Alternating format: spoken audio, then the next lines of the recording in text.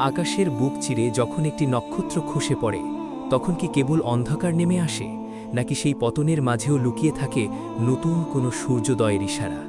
পৃথিবীর ইতিহাসে এমন কিছু মানুষ আসেন যারা বেঁচে থাকেন ঝড়ের মতো আর চলে যান এক প্রবল ভূমিকম্পের মতো, যে কম্পন জাগিয়ে দিয়ে যায় ঘুমন্ত হাজারো আত্মাকে।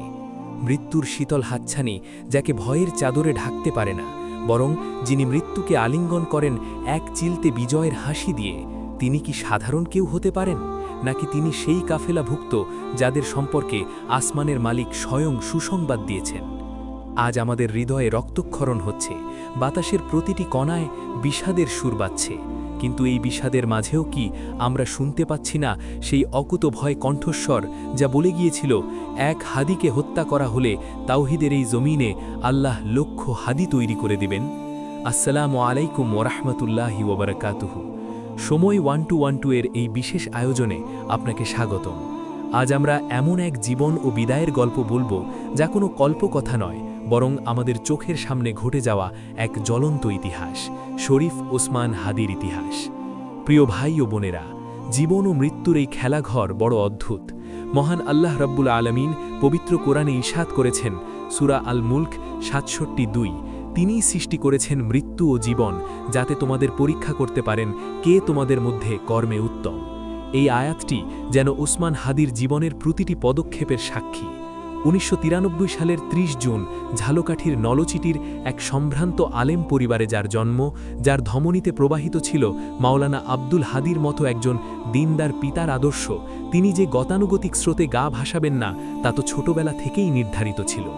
মাদ্রাসা শিক্ষার গণ্ডি পেরিয়ে ঢাকা বিশ্ববিদ্যালয়ের রাষ্ট্রবিজ্ঞানে পড়াশোনা, এই যে দিন ও দুনিয়ার শিক্ষার এক অপূর্ব সংমিশ্রণ, এটিই তাকে তৈরি করেছিল এক ভিন্ন রূপে।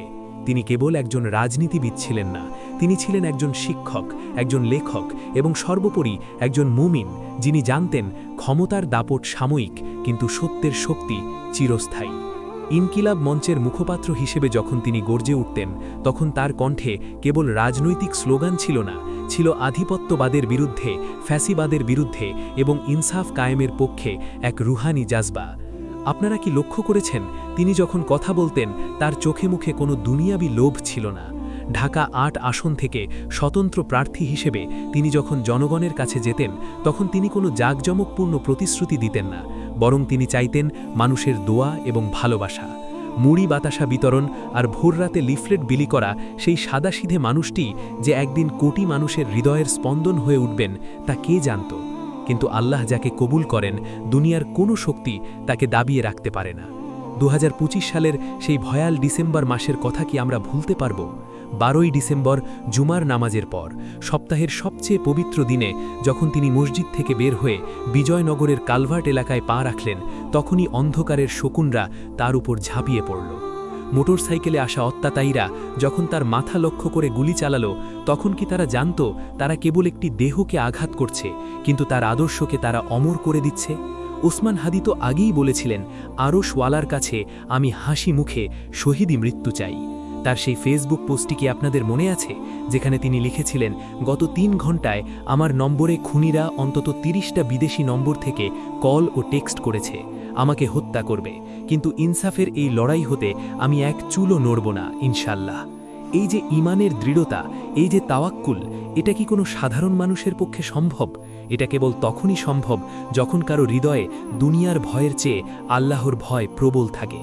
রাসূলুল্লাহ সাল্লাল্লাহু আলাইহি ওয়াসাল্লাম বলেছেন, মুমিন তো সেই ব্যক্তি যার কাছে মানুষ তাদের জান ও মালের নিরাপত্তা পায়। শরীফ ওসমান তার জীবনের শেষ দিন পর্যন্ত এই উম্মার নিরাপত্তার কথাই ভেবেছেন। তিনি চেয়েছেন জুলুমের অবসান। তিনি জানতেন সত্যের পথে চলতে কাঁটা বিছানো থাকবেই, কিন্তু তিনি সেই কাঁটাকে ফুল মনে করে বুকে জড়িয়ে নিয়েছেন।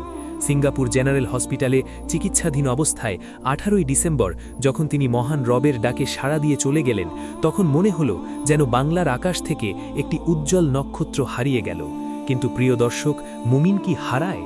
না, মুমিন হারায় না, মুমিন তো স্থান পরিবর্তন মাত্র করে। আল্লাহ সুবহানাহু ওয়া তাআলা পবিত্র কোরআনে স্পষ্ট ঘোষণা দিয়েছেন, সূরা বাকারা 2:154, আর যারা আল্লাহর পথে নিহত হয় তাদের মৃত বলো না, বরং তারা জীবিত, কিন্তু তোমরা তা বোঝো না।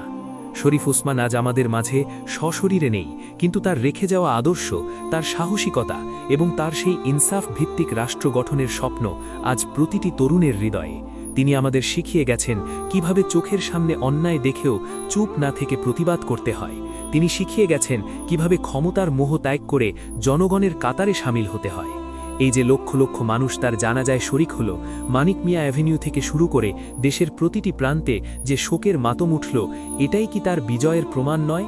ফেরাউনরা ভেবেছিল মুসাকে থামিয়ে দেবে, নমরুদ ভেবেছিল ইব্রাহিমকে আগুনে পুড়িয়ে মারবে, কিন্তু ইতিহাস সাক্ষী, সত্যের শিখাকে ফু দিয়ে নেভানো যায় না। ওসমান হাদির রক্ত আজ কথা বলছে, তার রক্ত প্রতিটি দেশপ্রেমিক নাগরিককে নতুন করে ভাবাচ্ছে। তিনি তার জীবনের বিনিময়ে আমাদের বুঝিয়ে দিয়ে গেলেন, স্বাধীনতা রক্ষা করা স্বাধীনতা অর্জনের চেয়েও কঠিন। তিনি চেয়েছিলেন এমন এক বাংলাদেশ যেখানে কোনো আয়নাঘর থাকবে না, যেখানে ভিন্ন মতের কারণে কাউকে গুম হতে হবে না, যেখানে বিদেশি কোনো প্রভুর ইশারায় দেশ চলবে না। তার লেখা কাব্যগ্রন্থ লাভায় লাল শাক পূবের আকাশ নামটি যেন তার জীবনেরই প্রতিচ্ছবি। লাভা বা আগুনের ভেতর থেকেও জীবনের লাল শাক বা সজীবতা এবং পূবের আকাশ বা নতুন ভোরের স্বপ্ন তিনি দেখতেন। আজ যখন আমরা তার কথা ভাবি, তখন আমাদের চোখের কোণে অশ্রু জমে, কিন্তু সেই অশ্রু হতাশার নয়, সেই অশ্রু শপথের। আমরা শপথ করি তার ঝরে যাওয়া রক্ত আমরা বৃথা যেতে দেব না। তিনি যে ইনসাফের স্বপ্ন দেখেছিলেন তা বাস্তবায়নের দায়িত্ব এখন আমাদের কাঁধে। আমাদের মনে রাখতে হবে, দুনিয়া হলো মুমিনের জন্য কারাগার আর কাফিরের জন্য জান্নাত। শরীফ ওসমান সেই কারাগার থেকে মুক্তি পেয়ে আজ তার রবের মেহমান। সেখানে কোনো রাজনৈতিক ষড়যন্ত্র নেই, কোনো বুলেটের আঘাত নেই, আছে কেবল অফুরন্ত শান্তি আর জান্নাতের সুশীতল ছায়া। কিন্তু আমাদের পরীক্ষা এখনও শেষ হয়নি। আমাদের পরীক্ষা হলো, আমরা কি ভয় পেয়ে পিছিয়ে যাব, নাকি তার মতো বুকে সাহস নিয়ে সত্যের পথে অটল থাকব। সময় 1212 এর পক্ষ থেকে আমরা আপনাদের বলতে চাই, হতাশ হবেন না। রাত যত গভীর হয়, প্রভাত তত কাছে আসে। শীতের রুক্ষতার পরেই আসে বসন্তের সজীবতা। জালিমের জুলুম কখনোই চিরস্থায়ী হতে পারে না। ইতিহাসের পাতায় ওসমান হাদি নামটা হয়তো একটা ছোট্ট অধ্যায় মনে হতে পারে, কিন্তু আল্লাহর খাতায় এই নামটা হয়তো শহীদের মর্যাদায় জ্বলজ্বল করছে।